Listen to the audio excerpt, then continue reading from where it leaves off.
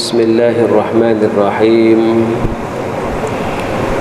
السلام عليكم ورحمة الله وبركاته الحمد لله الذي خلق الموت والحياة ليبلوكم أيكم أحسن عملا وهو العزيز الغفور أشهد ونشهد أن لا إله إلا الله وأن محمدا عبده ورسوله اللهم صل وسلم وبارك على محمد وعلى آله وصحبه ومن تبعهم بإحسان إلى يوم الدين أما بعد فيا عباد الله اتقوا الله أوصيكم ونفسي بتقوى الله فقد فاز المتقون رب اشرح لي صدري ويسر لي أمري واحلل عقدة من لساني يفقهوا قولي ربنا زدنا علما وارزقنا فهما وقال الله تعالى في كتابه العزيز أعوذ بالله من الشيطان الرجيم والمؤمنون والمؤمنات بعضهم أولياء بعض يأمرون بالمعروف وينهون عن المنكر ويقيمون الصلاة ويؤتون الزكاة صدق الله العظيم. Pertamanya marilah kita memanjatkan syukur pada Allah Subhanahu wa taala. Alhamdulillah pada tengah hari ini dapat kita bertemu. Syukur kerana Allah membuka ruang dan memberikan suatu kelapangan pada kita untuk datang ke rumah Allah. Syukur kerana kita masih lagi kekal istiqamah meneruskan keimanan tak kala orang lain sedang struggle untuk mencari nilai dalam diri mereka. InsyaAllah pada kali ini saya menyambung lagi tentang berkenaan dengan fiqhul awlawiyat yang telah kita bicara dahulu, bagaimana Dr. Yusuf Al-Qaradawi menceritakan kenapa umat lemah. Dia kata antara perkara yang umat Islam lakukan pada waktu kemunduran dan masih dilakukan hingga hari ini, maknanya nak cerita bahawa umat Islam jadi mundur kerana ada beberapa aulawiyat yang mereka tersalah letak. Dan aulawiyat itu adalah sangat penting untuk kita memahaminya. Antara perkara yang disentuh oleh Qaradawi, Dr. Yusuf Al-Qaradawi dalam fiqh aulawiyat ini tentang perhatian umat Islam tertumpu pada sebahagian daripada rukun Islam lebih banyak berbanding kepada perhatian mereka terhadap rukun Islam yang lain. Mana ada suatu kejadian di kalangan umat hari ini mengutamakan sebahagian daripada kewajipan ataupun rukun dalam Islam, tetapi meninggalkan ataupun kurang menitik berat terhadap rukun Islam yang lain. Terdapat dalam kalangan umat Islam yang menitik beratkan ibadah puasa lebih daripada solat. Kan pernah kita tengok mutaakhir ataupun sejak dulu lagi, ada orang yang puasa tapi tidak mendirikan solat. Mereka mengutamakan ibadah puasa kerana datang bulan Ramadan, tapi mereka enggan untuk mendirikan solat. Kalau ditanya mana lebih baik ustaz, orang tak puasa dengan orang puasa, orang tak puasa dan tak solat dengan orang puasa dan tidak solat, maka jawapannya adalah kena buat dua-dua, tak boleh tinggal salah satu, kerana kedua-duanya adalah aulawiyat yang terdapat di dalam rukun Islam. Dia kata terdapat orang yang selama mereka hidup, tulang belakang mereka tidak pernah rukuk dan sujud kepada Allah Subhanahu wa taala. Namun ada juga yang tertumpu kepada solat lebih berbanding dengan zakat. Ada pula jenis solat bukan main, tetapi zakat enggan untuk dikeluarkan. Mereka enggan untuk membayar zakat. Mereka menganggapkan zakat itu bukan kefarduan yang penting macam kefarduan solat. Sedangkan Allah Subhanahu wa taala selalu menyebut kedua-dua rukun Islam itu di dalam Al-Quran sebanyak 28 kali. Allah sebut 28 kali tentang solat, tentang zakat. Ibn Abbas menyatakan kita diperintahkan mendirikan solat dan mengeluarkan zakat. Sesiapa yang tidak mengeluarkan zakat, tidak ada gunanya solat untuk diri orang itu. Ini kata Ibnu Mas'ud, tuan-tuan. Maknanya seorang daripada ulama fiqh di zaman Nabi. Dia ada Ibnu Mas'ud, dia ada Ibnu Umar, dia ada Ibnu Abbas. Jadi Ibnu Mas'ud menyatakan bahawa apakah gunanya kalau hanya bercakap tentang solat tapi zakat enggan untuk dikeluarkan. Sayyidina Abu Bakar As-Siddiq pernah berkata, demi Allah, aku pasti memerangi orang yang berusaha memisahkan antara solat dan zakat. Sebab tu kita kata keseimbangan antara ibadah. Jangan hanya mengutamakan solat tetapi meninggalkan zakat. Jangan salah faham ayat ini. Bukan maknanya tak perlu buat solat. Ayat ini menyatakan bahawa solat dengan zakat kembar yang tak boleh dipisahkan. Bahkan rukun Islam yang 5 itu perkara yang mesti dibuat secara sama, tak boleh diasingkan. Baik, itu. Yang lain dia kata umat Islam yang lain, kesilapan umat Islam yang lain, umat Islam menekankan sebahagian daripada perbuatan sunat lebih daripada perbuatan fardu dan wajib. Ada orang sibuk dengan benda sunat tetapi tak sibuk dengan benda wajib. Kita lihat ramai penganut agama Islam yang memperbanyakkan zikir, tasbih, wirid, tetapi melupakan perkara wajib khusus. Tetapi melupakan perkara wajib khususnya dalam bidang kemasyarakatan dan pergaulan seharian. Zikirnya banyak tapi mulutnya celupar. Zikirnya banyak menyakitkan hati jiran. Zikirnya banyak tapi tidak bertegur sapa dengan orang ramai, tidak mempamerkan akhlak yang baik depan orang ramai. Ni maknanya ramai orang yang salah faham, mengutamakan amalan sunat hingga melepaskan amalan wajib. Dia kata misalnya jihad, fiqh, memperbaiki jalinan silaturahim antara manusia, khususnya antara keluarga, serta bekerjasama dalam melakukan kebaikan dan ketakwaan. Ramai orang terlepas pandang. Jihad orang tak peduli dah zaman hari ini. Bila kita kata berusaha untuk lahirkan benda yang umat Islam boleh kontrol, itu adalah jihad. Dia tukar istilah tu, dia kata ni dunia ustaz, ni bukan jihad, ni dunia. Bila kita bercakap tentang dunia ni tak boleh ditinggalkan, dia tuduh kata kita terlampau sibuk dengan urusan dunia tapi tidak sibuk dengan urusan akhirat, tuan-tuan. Jadi kesalahfahaman tu banyak. Sebab tu kita kena faham, tak boleh kita hanya sibuk dengan amalan peribadi, amalan sunat peribadi, tetapi amalan wajib yang lebih berkaitan dengan kemasyarakatan ataupun mujtama, semua orang perlukan benda itu, kita tinggalkan. Maka itulah yang tidak baik. Berapa ramai yang zikirnya banyak tapi tak jaga silaturahim, berapa ramai, tuan-tuan ni. Kemudian dia kata yang selain itu, yang lain pula, kebanyakan umat Islam memiliki kecenderungan dalam memberi perhatian kepada perkara-perkara cabang, yakni perkara furu', dan mengabaikan perkara-perkara pokok. Hari ini perkara pokok apa dia? Yang orang sibuk perkara cabang tu apa dia? Ini sangat bahaya. Ulama terdahulu mengatakan siapa yang mengabaikan perkara pokok pasti tidak pernah sampai kepada tujuan. Siapa tak utamakan perkara pokok, dia tidak akan sampai kepada matlamat Islam. Umat Islam cenderung melalaikan asas sebuah bangunan secara keseluruhan, iaitu akidah, iman, tauhid dan ikhlas dalam membela agama Islam. Tapi sibuk dengan perkara furu', sibuk tentang nak tahu cabang-cabang. Soalan-soalan pun pelik. Datang pun soalan-soalan yang ataupun dibincang benda-benda yang tidak masuk akal, tuan-tuan. Kalaulah seorang tu berjimak dengan ayam, kemudian ayam tu bertelur, adakah halal telur tu dimakan? Oh payah, tuan-tuan. Benda tu tak perlu dibincangkan pun. Ada orang bincang tentang benda-benda khilafiyah. Khilafiyah itu boleh berbeza, tapi putus silaturahim itu tak boleh, hukumnya haram.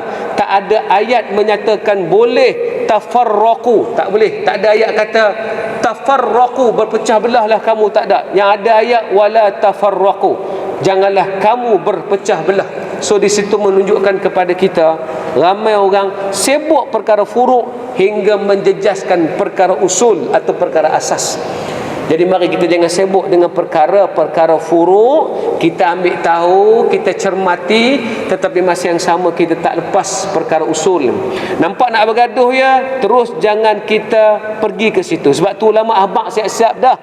Bila ada pendapat yang khilaf yang boleh membawa kepada perselisihan, ulama telah buat satu kaedah, al-khuruj minal khilaf mustahab. Keluar daripada khilaf itu sangat-sangat dituntut oleh Islam. Jangan khilaf, tuan-tuan. Jangan khilaf. Jangan bergaduh terhadap perkhilaf. Khilaf kenalah, sebab kita buat macam mana, kita berbeza kan. Ini jangan. Sampai hari ini tuan-tuan tak selesai. Wallahu alam, tak tahu kenapa. Suka sangat benda-benda furuk ni. Bahkan kadang-kadang dia membabitkan para asatizah juga. Ustaz ni bantai ustaz ni kerana tak puas hati dengan pandangan furuk dia. Ustaz ni hantam ustaz ni kerana tak puas hati dengan apa yang dia berpendapat. Mudahnya selagi perkara furuk, kita khuruj minal khilaf. Tak apalah, itu pandangan yang diraikan, tak ada masalah. Ada benda besar lagi umat Islam terlepas banyak benda, tak ada siapa nak sibuk. Otak ni jangan bagi ada space yang kita bazirkan terhadap benda-benda yang boleh menyebabkan tak ada kekuatan bagi umat Islam. Baik. Yang lain dia kata, antara kesilapan lain yang umat Islam lakukan adalah sibuk memerangi perkara-perkara makruh dan syubhat berbanding dengan kesibukan untuk memerangi perkara-perkara haram yang tersebar dalam masyarakat. Sibuk duk gaduh ataupun duk menentang perkara syubhat, perkara makruh ni. Bukan kita kata kita nak galakkan orang buat perkara syubhat dan perkara mengaruh dengan salah faham, tetapi akibat terlampau fokus di situ menyebabkan perkara haram tersebar. Kita tak peduli. Kita tak peduli pun soal orang tidak tutup aurat. Kita lebih peduli dan sibuk tentang bentuk tudung yang orang tu nak pakai. Dia kata contoh kesibukan mereka tentang perkara yang masih diperselisihkan hukum halal dan haramnya, dan tidak memerhatikan hal-hal yang sudah pasti keharamannya. Contoh, tapi kalau sebut kontroversi pula, tapi tak apalah. Contoh terlampau sibuk tentang urusan solat kawan tu, kaedah macam tu, bentuk macam tu, tepat tak ikut amalan Nabi? Atau kita kena sibuk berapa ramai orang tak solat daripada sibuk orang yang solat, cuma kedudukan solatnya itu ada perselisihan di kalangan ulama. Saya tak boleh jelaskan, saya boleh jelaskan tu ya tuan. Terlampau sibuk perkara makruh, tuan. Ini babnya. Selain itu juga ada umat Islam yang lebih menekankan cara bagi menghilangkan dosa-dosa kecil. Qardawi sebut ni bukan dia kata dosa kecil tu diringankan, tak. Tapi terlampau sibuk hingga melalaikan dosa-dosa besar lebih bahaya. Dosa-dosa besar yang berkaitan dengan ajaran agama seperti ramalan, sihir, dukun, menjadikan kubur sebagai masjid, nazar dan menyembelih untuk orang mati. Ini semua amalan khurafat. Sebab tu Selangor, Majlis Agama Islam, Jabatan Agama Islam buat tindakan betul dah. Dia memerangi seluruh anasir akidah yang bercanggah dengan Islam, yang hari ini banyak diamalkan dalam masyarakat. Betul dah yang majlis agama buat satu-satu, ini ajaran sesat, jangan ikut ajaran ini. Sebab itu lebih akidah daripada sibuk tentang perkara dosa-dosa kecil. Tetapi masa yang sama, janganlah meremehkan dosa kecil. Kita kena faham, perbincangan ni adalah tentang aulawiyatnya, bukan perbincangan ni kata dosa kecil boleh buat. Ustaz Zul kata dosa kecil boleh buat. Tak, jangan salah faham. Macam baru ni lah, bila saya cerita, mereka salah faham. Mereka tulis kat saya, mereka kata Ustaz Zul menceritakan kelemahan Rasulullah. Bila pula saya cerita kelemahan Rasulullah? Saya kata Rasulullah ada kepakaran dia, ada bab dia tidak pakar, ada bab dia pakar, ada bab dia memang spesialis, ada bab dia tidak spesialis. Dalam bab pertanian, Nabi tidak pakar. Sebab Nabi yang kata antum a'lamu bi amri dunyakum, kamu lebih tahu tentang urusan kamu, tentang pertanian, aku tak reti. Nabi sendiri yang declare bab tu dia tak reti. Adakah dengan sebab Nabi kata kamu lebih tahu, itu mengatakan Nabi lemah? Dia tuduh, kata Nabi itu adalah seorang yang Zul dakwa Nabi itu lemah. Oh, bahaya tuan-tuan. Ni kita nak betulkan balik. Kita bukan kata dosa kecil tu perlu dibuat. Kita nak kata bila dibandingkan, perbandingan antara aulawiyat. Tajuk ini tentang aulawiyat. Berapa ramai orang yang tak sibuk terhadap dosa besar yang haram yang boleh menyebabkan manusia binasa. Asyik duk ambil tahu benda-benda remeh-temeh dan kecil. Ini masalah yang harus kita tekankan. Sebab apa hari ni kita tak banyak masa, kita kena fokus. Sebab kalau kita tak fokus, macam mana kita nak menang? Kalau kita tak fokus, macam mana Islam nak berkuasa semula? Kalau tak fokus, yang ni yang dikatakan jumlah kita ramai, tetapi kita hilang dari segi kualiti, tuan-tuan. Kita memang quantity, tapi kita lack of quality. Kita ada masalah dari segi kualiti. Kita tak nak yang Nabi sebut tu kita biarkan. Nabi suruh kita ubah, Nabi suruh kita betulkan. Kita tak nak jadi kakusa isail macam buih, tapi semua sibuk benda lain, distraction banyak sangat hinggakan mereka tidak fokus kepada satu benda. Mereka tidak pergi begitu, mereka pergi asywa macam asap yang naik, tak tahu ke mana mereka nak pergi, tapi mereka buat belaka. Yang ni buat amalan ni, buat amalan ni, buat, tidak ada bersatu. Yang Allah pesan wala tafarraqu, jangan berpecah belah itu bukan hanya jangan berpecah belah dari segi akidah, jangan berpecah belah dari segi fokus dan aulawiyat. Itu. Ini juga pesan Nabi SAW. Ya? Baik. Contoh lainnya adalah kata Qardawi lagi, penyelewengan dalam aspek sosial dan politik seperti mengabaikan perbincangan dan keadilan sosial serta menghilangkan kebebasan, hak asasi dan sifat hormat manusia. Hak tu orang tak peduli dah. Orang hanya peduli tentang aku hari ni puasa sunat aku okey ke tak? Aku hari ni puasa Khamis okey tak puasa aku? Dia duk sibuk tentang puasa dia okey tak okey. Dia tak sibuk pun umat hari ni faham tak faham Islam. Kita nak suruh orang kembali faham Islam. Hari ni ada masalah besar umat Islam adalah kefahaman. Ada yang ekstrim memahami satu isu menyebabkan dia bawa isu tu rata-rata, tuan-tuan, hingga menentang semua mufti. Ni dalam 2-3 lepas lah, tapi alhamdulillah nada tu dah makin surut.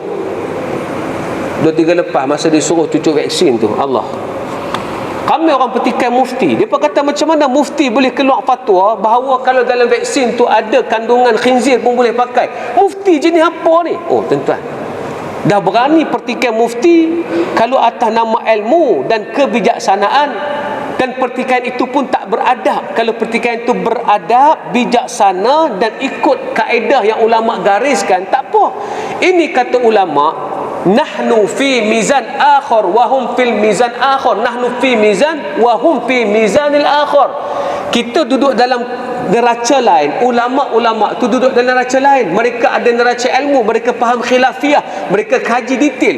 Kita yang baru nak faham mazhab Syafi'i boleh pertikai apa ulama putuskan. Oh, ni dah langgar sempadan dah ni, tuan-tuan. Tapi berani. Kenapa kau bantai mufti? Aku kena berani, mufti salah. Wow, confirm mufti salah. Mufti salah ke ilmu tak cukup? Ni soalan dia. Yang ni kita kena bersabar banyak sikit, mulut kena jaga banyak sikit. Saya tak kata kita kena ta'assub dengan ulama', tak. Tapi kita jangan hina ulama'. Dia ada beza tu. Ta'assub satu benda lain, hina satu benda lain. Yang kita kena duduk tengah-tengah. Kita jangan hina ulama' dan kita jangan ta'assub pada ulama'. Ada ustaz yang cakap salah, tapi bukan menyebabkan hak kita untuk bantai dia. Tak ada hak, tuan-tuan. Siapa kita nak bantai dia? Macam orang mari jumpa Umar bin Abdul Aziz duk bantai Muawiyah zaman Umar. Dia ni duduk zaman Umar Abdul Aziz, yang Umar Abdul Aziz tidak terlibat dalam konflik Muawiyah lawan Ali. Tiba-tiba dia punya komen dekat Umar Abdul Aziz. Dia kata, hang rasalah Umar, antara Ali dengan Muawiyah, aku rasa Muawiyah ni salah, Muawiyah ni teruk, Muawiyah ni memang tak boleh pakai. Mereka duduk dalam mizan lain, dalam tempat lain pun boleh hukum orang yang duduk di tempat lain. syarat kita nak kata pada ulama tu tak betul, mesti satu zaman dan kita duduk di zaman dia. Kalau kita duduk di zaman hari ni, tak boleh kata ulama duduk di zaman lain tu salah. Jangan pandai-pandai. Tak boleh, tuan-tuan. Apa hak kita?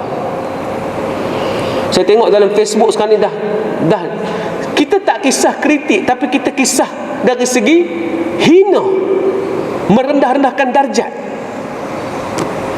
Umar bin Aziz kata, hang nak petikai Muawiyah, kuda dia yang pergi berjuang di jalan Allah lebih mulia daripada batang tubuh hang. Hang nak petikai apa? Tak ada adab, tuan-tuan. Hari ni takdib dah tak ada. Tapi sembahyangnya rajin, puasanya rajin, zikirnya rajin, tapi adab tidak ada, tuan-tuan. Aulawiyat lari. Sebab dia bergantung, depend kepada satu amalan, dia tolak amalan lain, tuan-tuan. Ni, dia kata kesilapan yang menimpa umat Islam tadi adalah dalam perkara berkenaan dengan fiqh aulawiyat. Bukan mereka jahat, jangan salah faham. Saya tak kata orang yang kritik ulama dia jahat, tak. Tapi mereka lack of fiqh aulawiyat. Mereka tak faham terhadap fiqh keutamaan, tuan-tuan. Saya ada pandangan silap. Orang kritik tak ada masalah, tapi biarlah beradab. Kalau ustaz kritik lagi, saya tak ada masalah. Saya pernah orang kata kat saya, sebab saya duduk di Tontor, ustaz tu kata kat saya, entah tak mengaji ke syekh ke? Tengok cara entah baca tu macam entah tak belajar ke syekh. Saya mengakui saya tak sempat belajar ke syekh-syekh qiraat di Tontor. Walaupun di Tontor terkenal dengan syekh-syekh qiraat, saya tak sempat. Saya minta maaf sebab saya banyak fokus bab lain. Fokus tentang kelas saya, fokus tentang persatuan, fokus tentang berkenaan dengan fiqh. Saya lebih utamakan fiqh. Saya tak pakai bab tu. Tak ada masalah sebab kita boleh berlapang dada.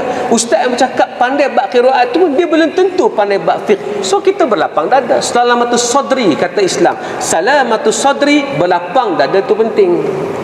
Hari ni dok hantam tu memang nak aibkan orang, tuan-tuan. Oh jangan, tuan-tuan. Tak ada hak kita mengaibkan orang.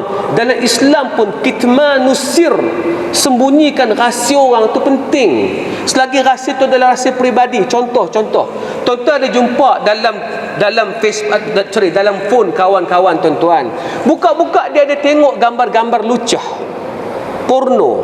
Tak berhak untuk tuan-tuan dedahkan keaiban pada orang lain, kerana kesalahan tu kesalahan peribadi dia. Kita dedah tu dosa kita dua kali ganda. Satu, kita mengaibkan dia. Yang kedua, kita buka rahsia yang Tuhan tutup. Jangan buat tentang kerja tu, tak boleh. Haram hukumnya. Seorang laki-laki minum arak, balik duduk di rumah. Dia minum arak di rumah. Omar pergi siasat. Omar pergi siasat, masuklah rumah ikut pintu belakang. Omar kata, oh minum arak. Dia jawab ke Omar, dia kata, aku minum arak satu salah, hang dua salah. Satu, Tuhan suruh sembunyi rahsia, hang dedahkan rahsia aku. Yang kedua, hang masuk daripada pintu belakang, Tuhan larang masuk ikut pintu belakang. Omar tahu dia silap, dia tarik balik. Tapi cerita tu masyhur. Nak cerita apa? Nak cerita bahawa jangan dedahkan aib orang, tuan-tuan. Jangan. Semua orang ada kelemahan, tuan-tuan. Islam sampai tahap tu dia jaga. Jangan. Orang tu berzina, kena tangkap pasal berzina. Tak ada hak kita maki hamun dia. Apa nak jadi tua saja, perut dah boroi, otak tak mana, ni dah lah hitam. Jangan. Tak ada hak, tuan-tuan. Kita condemn kejelekan tubuh badan dia. Yang kita hak adalah ta'rif, bagi penjelasan yang dia salah tang ni. Tak ada hak kita hina orang, tuan-tuan. Islam jaga sampai tahap tu. Kalau kita faham aulawiyat tu, insya-Allah dia akan jadi rahmat kepada semua orang. Orang tak akan rasa kekok dengan Islam. Umat Islam kena belajar bab ni. Kalau tidak, dia akan rempuh belaka. Bagi dia ni agama tak. Agama tu ada susunan dia. Bukan semua rempuh belaka. Tak boleh. Agama bukan kata orang kena hemoy. Bukan, tuan-tuan. Dia mesti susun satu persatu, tuan-tuan. Ni aulawiyat dia. Dan dia kata,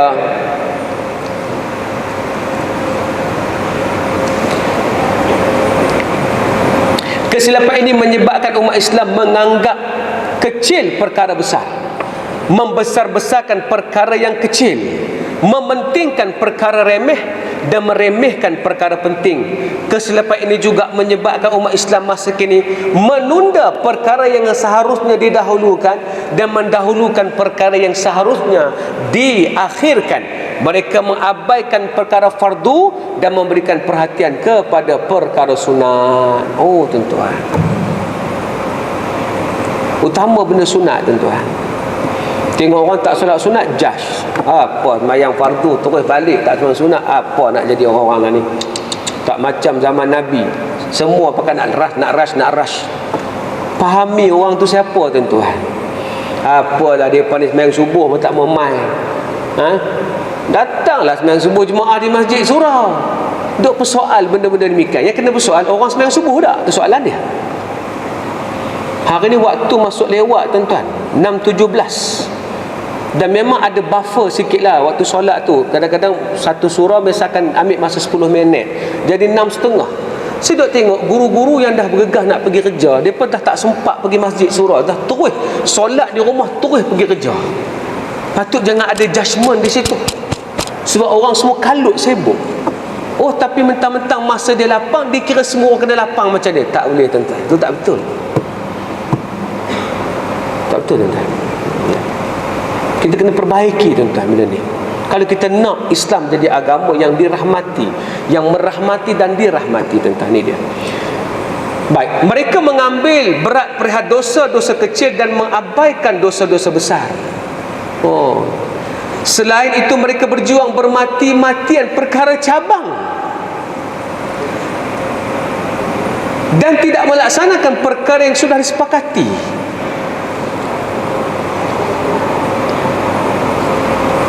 Dia nak sebut tu banyak kontroversi, tapi tak apa, kita bagi faham mudah gini. Perkara cabang apa dia? Mengetahui rupa paras Rasulullah, tu perkara cabang. Tahu ekor serban Nabi berapa, itu perkara cabang. Janggut Nabi panjang mana, itu perkara cabang. Rambut Nabi panjang setakat ni ke, dekat ni ke, itu perkara cabang dan furung. Tapi apa yang Nabi tinggalkan dan fardukan, yang mewajibkan ke atas kita, itu perkara usul yang tak boleh tinggal.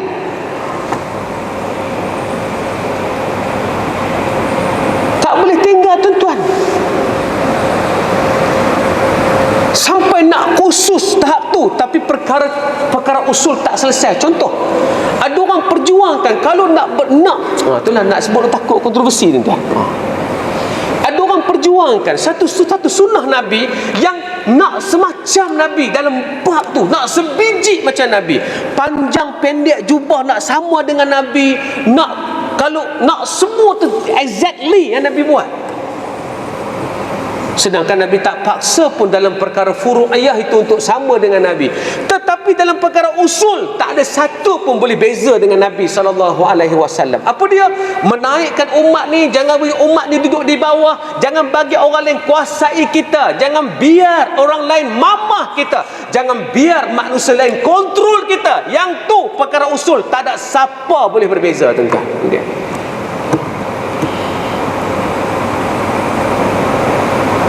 Kalau semua sibuk naikkan yang tu, insya-Allah tuan-tuan. Oh, hang perangai tak macam Nabi. Pasal apa? Jubah hang tak sama macam Nabi pakai. Oh, tuan-tuan, tak payah bincang benda tu. You janggut ni, you jangan buang tau. You kena simpan. Simpan tu macam mana? Oh, ni simpan, jangan buang langsung. Oh, tak. Nabi kata selagi mana perkara itu dalam perkara, ulama kata selagi mana apa yang dia ajar oleh Nabi, perkara itu khilafiyah, buang pun tak apa, simpan pun tak apa tuan-tuan. Di Mesir ada satu ulama namanya Syekh Atiyah Saqar. Dia tak pernah janggut tuan-tuan. Masih tak ada seorang pun mengatakan ilmunya kurang daripada orang lain. Sedangkan dia seorang yang mengeluarkan fatwa, dia tak ada simpan janggut. Tiba-tiba ada orang metas kita, you ni tak sunnah, janggut tak ada. Oh tak payah tuan-tuan, tolong. Hak lebih sunnah apa dia? Hak lebih sunnah adalah ekonomi kita pegang, tu lagi sunnah tuan-tuan. Yang lagi sunnah apa dia? Kita menguasai, tu lagi sunnah tuan-tuan. Sebab Nabi tak pernah ajar umatnya duduk di bawah. Kita boleh redha duduk di bawah. Oh tuan-tuan, yang paling malang sekali ada perkataan ni, Ustaz, kami ni tua-tua, kami tak mau dunia, kami nak akhirat aja. Lagi malang, pisahkan terus dunia. Yang Nabi tak izinkan seorang pun memisahkan dunia daripada akhirat, tuan-tuan. Lagi malang. Mari kita kuatkan kekuatan kita, insya-Allah, tuan-tuan. Sebab tidak ada jalan lain melainkan kita menguatkan semua umat ini, insya-Allah. Dan dia kata terakhirnya, keperluan ini sudah sampai ke tahap darurat. Hari ini betul-betul umat Islam dalam keadaan mudarat. Tak faham fi aulawiyat ni dah mudarat dah. Dulu orang faham, sekarang orang tak faham, tuan-tuan. Tak faham. Saya sekali pun tak pergi umrah lagi. Saya sekali pun tak pergi haji lagi yang wajib. Sebab apa tak pergi, Ustaz? Sebab ada aulawiyat lain yang saya kena dahulukan dulu. Dalam bab keluar zakat, saya kena keluar zakat dulu. Dalam bab puasa, saya kena pastikan. Dalam bab mendidik umat. Tapi bila betul-betul lapang, saya tak sibuk, baru saya pergi haji. Tapi bukan tak mau pergi. Aulawiyat kena di situ. Bahkan Nabi mengakhiri hajinya dekat-dekat hujung usia. Sebab kesibukan sepanjang hayat itu menyebabkan Nabi tak ada ruang untuk meninggalkan kota Madinah untuk pergi berlama-lamaan di kota Mekah. Melainkan setelah Fathul Mekah baru Nabi selesaikan urusan menunaikan haji, tuan-tuan.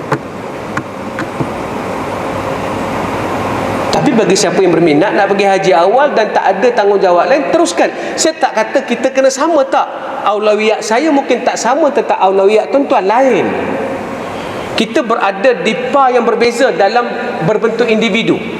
Tetapi dalam bentuk jama'i, tak ada siapa yang boleh memfokuskan perkara sunat melebihi perkara wajib. Sebagai contoh mudah, ni saya ulang balik, kalau seandainya kita kurang periksa benda ni. Apa dia?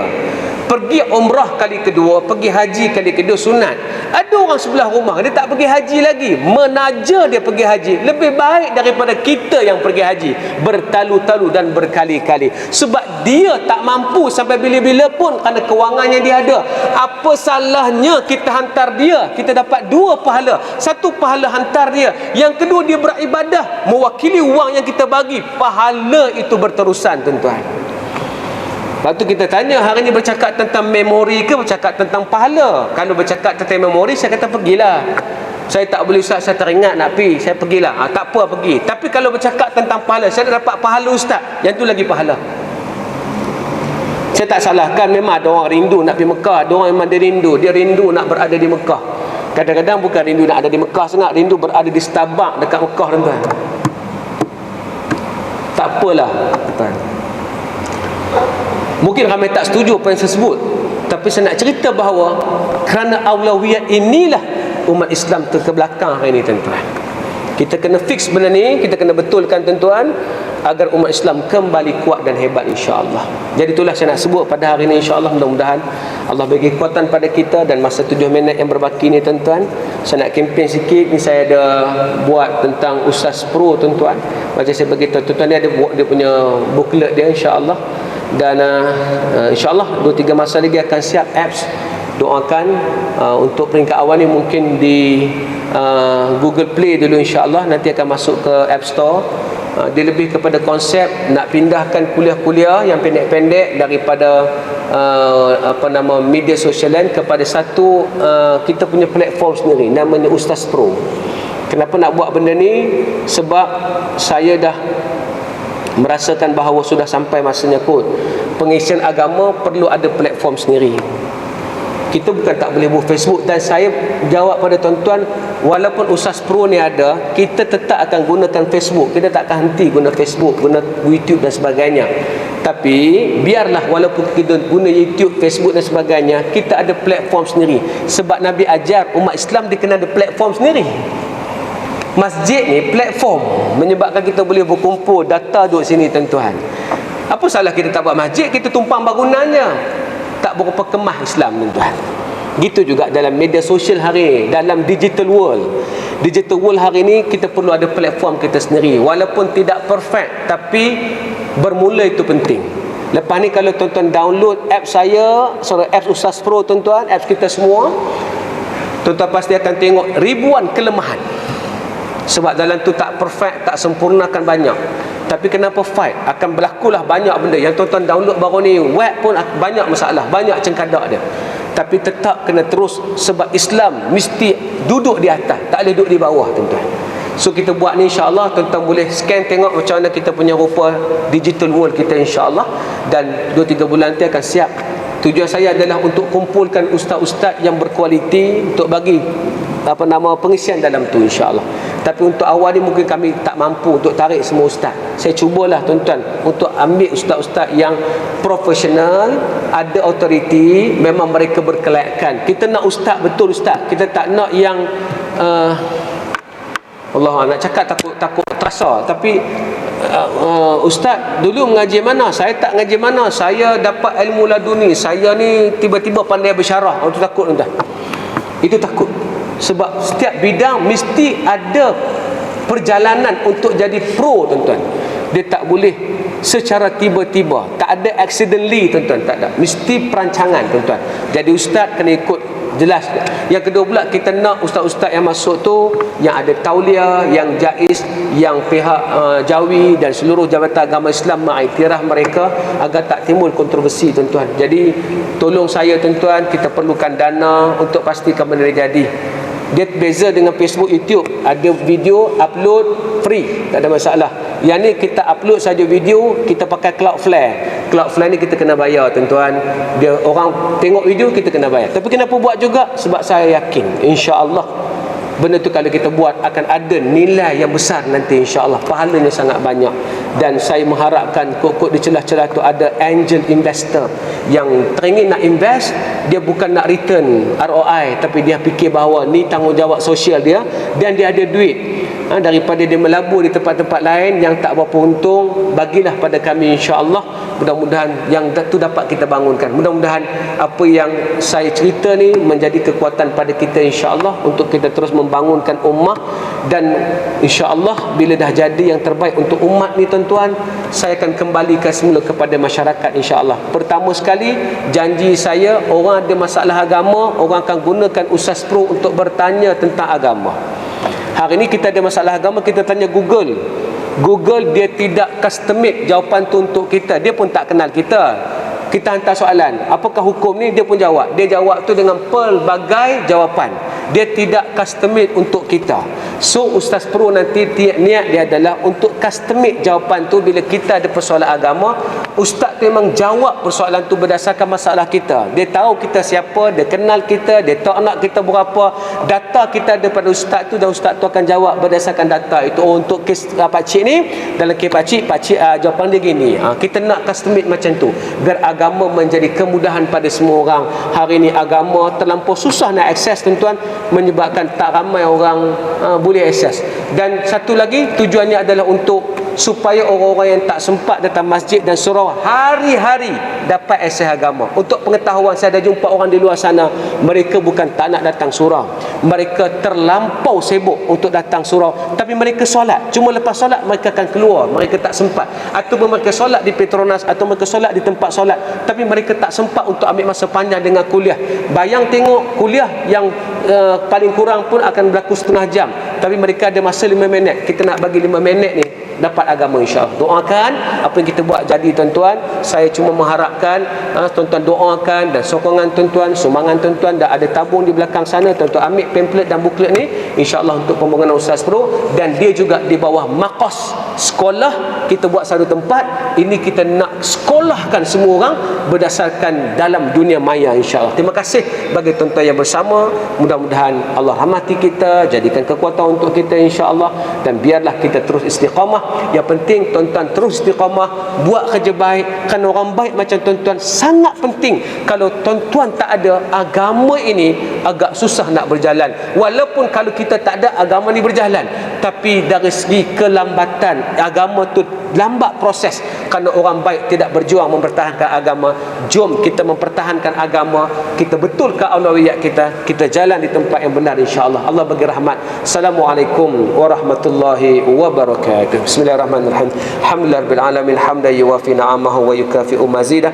Ya rabbana lakal hamdu kama yanbaghi li jalali wajhika wa 'azimi sultanik. Allahumma faqihna fid din wa 'allimna bit ta'wil. Walhamdulillahirabbil alamin.